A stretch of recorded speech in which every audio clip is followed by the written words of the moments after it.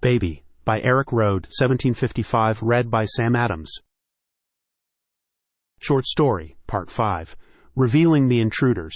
Sally became aware of some movements, and assuming I needed assistance, she came out of her room. She approached from my right side, and as she walked toward me, she could gradually see the baby on the far left of the room. I was sitting on the right side of the couch, and to her right was the door. When she reached a point where she could see everything, I turned on a dim light to avoid waking the baby. Sally questioned me, asking what was happening. I replied with a simple, "Nothing." Curious, Sally glanced to her right and discovered the two intruders sitting by the door, sound asleep. I gestured towards the baby, who was now awake, with eyes wide open. The baby had a captivating and likable demeanor. Sally then turned her attention to me, and I explained, "Yeah, these two guys came in. I'm not quite sure." At that moment, I got up, and together we checked their IDs, revealing that they were government officials. Realizing the gravity of the situation, I suggested to Sally that we should leave immediately. I mentioned having a friend's place where we could stay for the night and plan to address the situation the next day, or as soon as possible. Sally agreed, got dressed, and we gathered the baby. Leaving the two men still unconscious inside the emergency corridor stairs, we locked the apartment and departed. Part 6. Seeking Shelter. While driving, I explained to Sally that I had a friend named Gomez, whom I worked with at the grocery store. I met him during my evening-night shifts.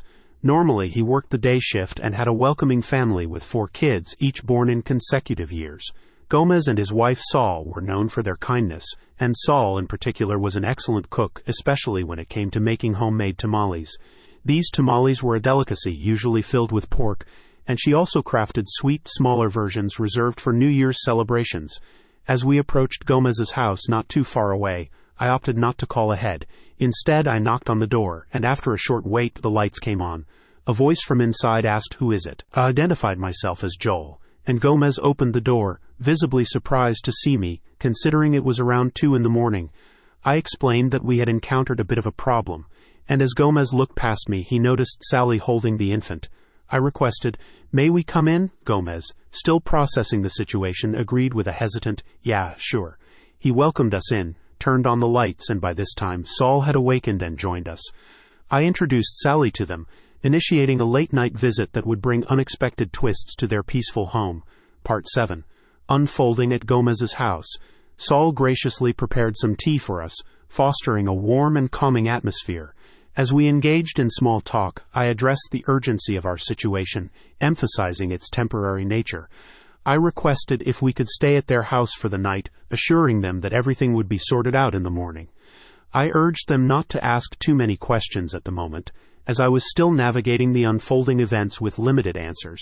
Gomez, being easygoing and understanding, agreed without hesitation. Saul, sensing the need for privacy, suggested that Sally accompany her to a separate room.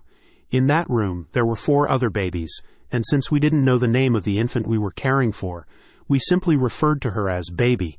The new addition seamlessly joined the others, and Saul graciously made space for her.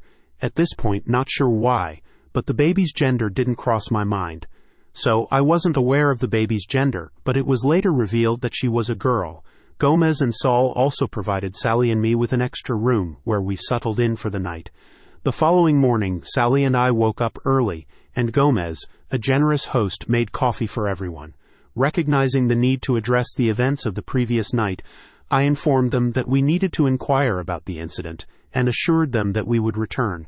Gomez, understanding the situation, agreed to look after the baby while we were away.